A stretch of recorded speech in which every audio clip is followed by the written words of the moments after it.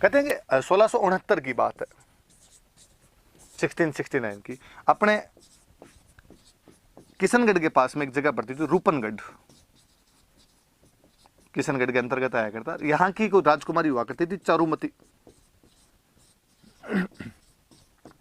ऐसी कहानी है कि राजकुमारी चारुमती एक दिन अपने महलों के अंदर बैठे हुए थे और बाहर कोई एक बूढ़ी महिला थी और वो महिला पोस्टर बेच रही थी, जो फोटो वगैरह लगाते हैं अपने दिवाली पे घरों के अंदर, तो वैसे फोटो बने हुए थे, पोस्टर बने, पेंटिंग्स बनी हुई थी, वो पेंटिंग्स बेच रही थी।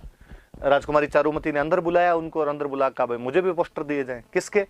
दे दो, राम जी का, कृष्ण जी का, शिव जी का, और किसके दूं? कि और तो पृथ्वीराज चौहान का, प्रताप का, सांगा का, कुंभा का। वो महिला दिल्ली से आई थी। उसने कहा कि राजकुमारी जब तुमने इतने सुंदर सुंदर पेंटिंग्स लिए तो मेरे पास एक और सुंदर सी पेंटिंग है, ये भी तुम लो, दिखाओ। वो किसकी? एक बड़ी सी पेंटिंग दिखाई राजकुमारी। राजकुमारी ये किसकी? तो तुम इनको नहीं जानती? राजकुमारी ने कहा नहीं। अरे का ये बादशाह सल्तनत हिंदुस्तान आलमगीर जहांपनाह औरंगजेब स्वयं है। उसने कहा अच्छा ये औरंगजेब की पेंटिंग है? कहा ये भी दे दे। उसने सब पेंटिंग के पैसे दिए, उस बुढ़िया को आगे एक बार बैठ, और अंदर अपनी सहेलियां बैठी थी, उन सहेलियों का एक बार बाहर आओ देखे। थोड़ी सारी सहेलियां बाहर है, आपने अपनी जुत्ती निकाल के, ये जो औरंगजेब वाली पेंटिंग इस पे एक जुत्ती मारी जाए। उस पेंटिंग में जुत्ती मारी तो पेंटिंग बेचारी एकदम यूं टूट गई पूरी की पूरी, एकदम और फट गई पूरी, और टुकड़े टुकड़े उसके किए और टुकड़े टुकड़े करके चिंदी चिंदी कर दी उस पोस्टर की, दे दम उस बूढ़ी महिला को दिया और जाके औरंगजेब को दे देना और कह देना कि चारुमती ने तोड़ी। बूढ़ी महिला गई, उसने जाके औरंगजेब को दो चार बातें नमक मिर्च लगा के कि देख लो साहब आपके पोस्टर के टोटे टोटे कर दिए, और मैं तो बता भी नहीं सकती लड़कियों के क्या क्या गालियां निकाल रही थी आपको, और ये किए। औरंगजेब ने कहा अच्छा, मतलब रूपनगढ़ वालों की इतनी औकात कि रूपनगढ़ की राजकुमारी और मेरे पोस्टर को फाड़ दे, मुझे चैलेंज करी। और कहते औरंगजेब ने यहाँ पर मैसेज करवाया।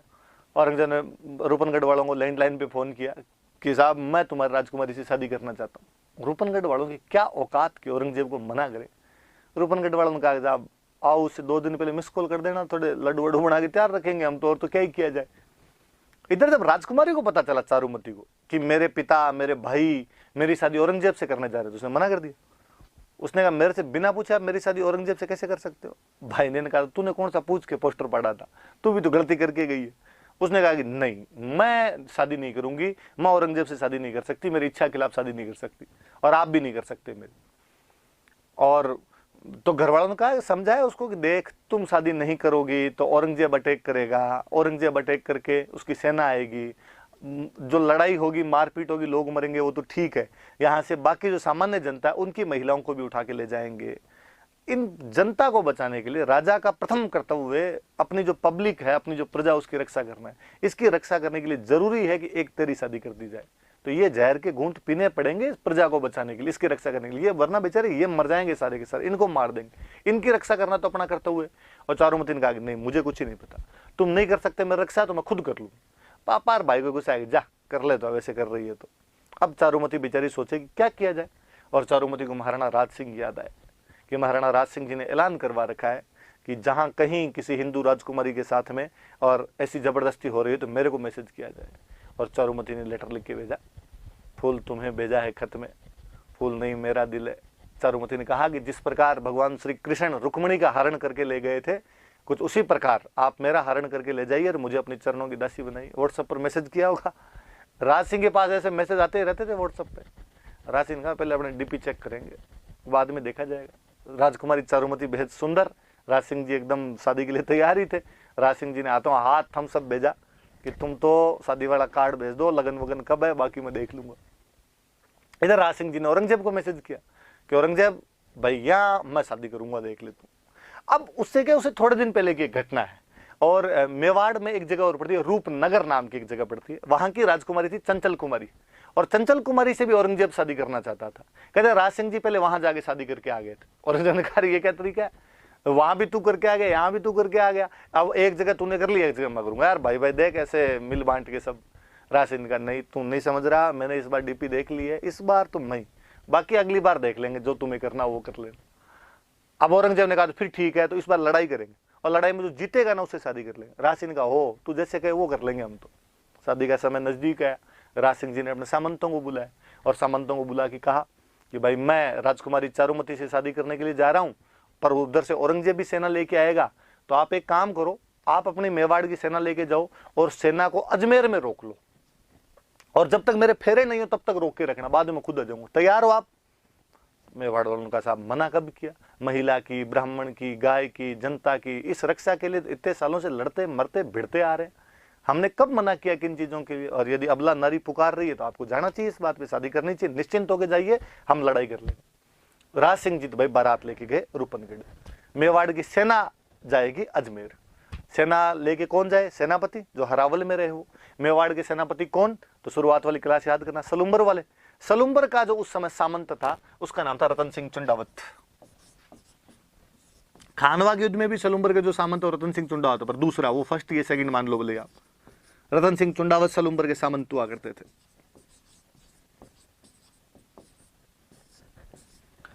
और रतन सिंह चुंडावत के पास में मैसेज किया गया कि रतन सिंह जी, कल आपको सलुम्बर की सेना लेके हरावल के अंदर जाना है, अग्रिम बटालियन के अंदर आपको जाना है, फ्रंट बटालियन में जाके लड़ना है और औरंगजेब से अजमेर में युद्ध करना है, औरंगजेब की सेना को अजमेर में रोकना है, जब तक कि राज सिंह जी रूपनगढ़ के अंदर अपने फेरे नहीं ले ले। कहते हैं रतन सिंह जी के पास ये जब समाचार पहुंचे थे, उसी दिन रतन सिंह जी की खुद की शादी हुई थी। वो अपनी हाड़ी रानी से शादी करके आए थे, सहल कंवर नाम करके हाड़ी रानी थी, उससे शादी करके उसी दिन आए थे। हाड़ा चौहानों की बेटी थी इसलिए वो हाड़ी हो गई, तो हाड़ी रानी बोलते हैं भाई उसको। तो सहल कंवर से शादी करके उसी दिन आए हुए थे, और उसी दिन शाम को पैगाम आया कि सुबह आपको लड़ाई करने के लिए जाना है। ऐसा पैगाम या तो मैंने बॉर्डर मूवी में सुनील शेट्टी के पास में देखा था, या इधर सुना है कि साहब रतन सिंह जी के पास में ऐसा पैगाम है, और रतन सिंह जी ने मना कर दिया कि ना, राज सिंह जी का दिमाग खराब है। मतलब लोगों, खुद की तो शादी होती है, लोगों की शादियां नहीं होती। मेरी शादी नहीं हुई है क्या? मैं कैसे जा सकता हूँ ऐसे? आज शादी हुई और मुझे आज बुला रहे हैं, और उनका मत नहीं जाऊंगा। पर जो उनकी जो रानी थी, जो सहल कंवर थी, हाड़ी रानी, जब उसने सुना कि भाई मेरे पति ने ऐसे ऐसे युद्ध में जाने के लिए मना कर दिया, तो उसे बड़ी व्यथा हुई। उसे लगा कि नहीं यार, ये तो गलत हो रहा है। और उसने अपने पति को समझाया, रतन सिंह जी को समझाया कि नहीं, ये जो मेवाड़ की हरावल है ये इसलिए आपको मिली है कि चुंडा जी ने राज्य का त्याग कर दिया था, मोकल के पक्ष में अपना संपूर्ण राज्य छोड़ दिया था, इसलिए सलुम्बर वाले चुंडावतों को सेनापति का अधिकार है, सलुम्बर वाले चुंडावतों को हरावल में अमर मिटने का अधिकार है। आप ऐसे त्याग नहीं कर सकते इसका। यदि आप नहीं जाएंगे तो हरावल छीन ली जाएगी। आने वाली पीढ़ियां इस बात पे थू थू करेगी कि हमारा एक दादा परदादा युद्ध में नहीं जा पाया था, इसलिए हमसे हरावल छीन ली।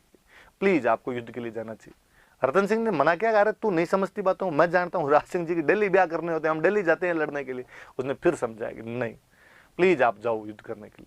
पत्नी ने समझाया तो रतन सिंह जी तैयार हुए। दूसरे दिन अपनी सेना लेकर जा रहे थे घोड़े पर बैठ के, पर आदमी का जीव कोई लगे, वे जाते हुए लम्हो जरा ठहरो टाइप के गाने चले बैकग्राउंड के अंदर। तो कहते हैं जैसे ही युद्ध के लिए घोड़े पर चढ़ के जा रहे थे, अपने महल के पास पहुंचे तो उसने देखा कि महल के झरोखों में हाड़ी रानी सहल कंवर ऊपर खड़ी हुई देख रही थी। रतन सिंह जी ने अपना घोड़ा रोका और पास में कोई सैनिक खड़ा था, उसको कहा ऊपर जा, और ऊपर जाके और रानी साहब को कहे कि मेरे लिए कुछ निशानी भेज दे, कुछ चीज दे दे अपनी कोई ना कोई, कि जैसे हनुमान जी जब माँ सीता के पास गए थे तो माँ सीता ने अपने कंगन उतार के दे दिए थे, राम जी के पास भेज दिए थे, उस प्रकार तो कुछ निशानी लेके आ मेरे लिए। तो गया, सैनिक ऊपर गया, उसने जा कहा हाड़ी रानी सहल कंवर को कि रानी साहब नीचे रतन सिंह जी खड़े हैं और आपके लिए कोई ना कोई, आपकी कोई ना कोई निशानी मंगवा रहे। उसने सोचा यार निशानी आ जाएगी तो युद्ध में थोड़ा उसको देख के टाइम पास करेंगे। सहल कंवर पुनः सोचती है कि जब मेरा पति युद्ध में जाने से मना कर रहा है, युद्ध में जा नहीं पा रहा है, अभी भी उसका मन यहीं अटका हुआ है, इस बात की क्या गारंटी है कि युद्ध में जाने के बाद लड़ लेगा। वो पुनः सोचती है कि मैं उस परिवार की लड़की हूं कि मेरी बुआ ने, जब मेरे फूफा जी युद्ध के बीच से वापस आ गए थे तो किले के दरवाजे बंद करके अपने पति को अंदर नहीं आने दिया था। मैं उसकी भतीजी हूं, वो मेरी बुआ थी। एक तो कहते हैं भाई जोधपुर के महाराजा जसवंत सिंह जब युद्ध के बीच से वापस आ गए थे तो उनकी जो हाड़ी रानी थे जसवंत देव, उन्होंने किले के दरवाजे बंद कर दिए थे। उन्होंने कहा ऐसे बेलखने पति से अच्छा है पति हो ही नहीं। और सहल कंवर सोचती है कि मैं हूं जिसका पति युद्ध में जाने से इनकार कर रहा है, धिक्कार है। ऐसी सुंदरता, इस खूबसूरती का ही लेके क्या करना है। और सहल कंवर कहते हैं कि जब मेरी वजह से मेरा पति युद्ध में नहीं जा पा रहा है तो मैं जीवन समाप्त कर देना चाहिए मुझे। और उसने अपना सर काट कर दे दिया था और कहा कि रतन सिंह जी को जाके ये दे देना। नीचे जैसे ही सैनिक वो सर लेके रतन सिंह जी के पास में गया, रतन सिंह जी हक्के बक्के रह गए। अब तो उनके भी समझ में आ गया कि मैं कितनी बड़ी गलती कर बैठा। पर कहते हैं कि उस युद्ध में रतन सिंह जी इतनी बहादुरी से लड़े थे, उन्होंने वो सिर अपने, उसके जो बाल थे वो गले के अंदर बांध लिए थे। उस अजमेर वाले घाटे में उन्होंने औरंगजेब की सेना को इंच आगे नहीं बढ़ने दिया था। ऊपर से पत्थर मार मार के औरंगजेब की सेना को यहाँ से भगा दिया गया था। राज सिंह जी सकुशल चारुमती से शादी करके वापस लौटे थे। कभी बहुत पहले मैंने एक कहानी पढ़ी थी, लक्ष्मी कौरी चुंडावत की लिखी हुई कहानी है, जिसमें वहां पर राजसमंद की पाल पर बैठकर राज सिंह जी अपने शादी से पहले होने वाली घटनाएं चारुमती को सुना रहे हैं। और जब कहानी समाप्त होती है तो चारुमती पूछते हैं कि रतन सिंह जी लड़ते हुए मारे गए और उसके बाद क्या हुआ। राज सिंह जी कहते हैं कि वो दोनों सर्वस्व त्याग कर गए। एक ने अपने पति युद्ध में नहीं जा रहा था इसलिए अपना गला काट कर दे दिया, सर काट कर दे दिया था। एक देश की रक्षा के लिए लड़ता हुआ मारा गया था। उन दोनों की वजह से आज हम दोनों बैठे हुए, कि आज हम दोनों का यदि यहाँ पर अस्तित्व है तो उनकी वजह से। आपने वो सुना भी होगा कि चुंडावत मांगी सेनानी, सिर काट दे दियो सतरानी, कि चुंडावत ने सेनानी मतलब निशानी मांगी थी, उस सतरानी ने अपना सर काट कर दे दिया था। आज भी हम उन हाड़ी रानी को बड़े सम्मान के साथ याद करते हैं। आज भी हमारे राजस्थान की महिला पुलिस की जो बटालियन होती है उसका नाम हम हाड़ी रानी बटालियन के नाम से जानते हैं। आज भी वो हाड़ी रानी प्रातस्मरणीय है, हमें एहसास कराती है कि कोई महिला अपने देश के लिए किस हद तक जा सकती है, इवन यहाँ तक कि अपना सर काट कर भी दे सकती है। कि माँ सीता ने तो केवल कंगन दिए थे अपनी निशानी के तौर पर, यहाँ पर तो उसने सलुम्बर के धीस के लिए अपना सर काट कर दे दिया था। राजस्थान के कवियों ने इस बात को बेहद प्रमुखता से उठाया और अपने एक बहुत बेहतरीन कवि हुए मेघराज मुकुल, और मेघराज मुकुल ने इस हाड़ी रानी को सेंटर में रख के एक कविता लिखी, सेनानी। और सेनानी का मतलब अपनी राजस्थानी भाषा में होता है, राजस्थानी भाषा का शब्द सेनानी, हिंदी में आप बोलो तो आपका दो निशानी, निशानी थी। तो ये थोड़ा ध्यान रखना कि मेघराज मुकुल की कविता का नाम क्या है, तो सेनानी उनकी कविता का नाम। और मेघराज मुकुल की और कई कविताएं पढ़ेंगे तो ध्यान रखना भाई, हाड़ी रानी सहल कंवर आपके याद रहनी चाहिए। प्री में, मेंस में, कहीं पर भी आपके इनका सवाल पूछा जा सकता है। तो जो कहानी थी वो ये थी। किससे शादी करने की बात थी? चारुमती से। कब की बात थी? 1669 की। दो साथ साथ में दो अलग अलग कहानियां, दोनों याद रहनी चाहिए आपके।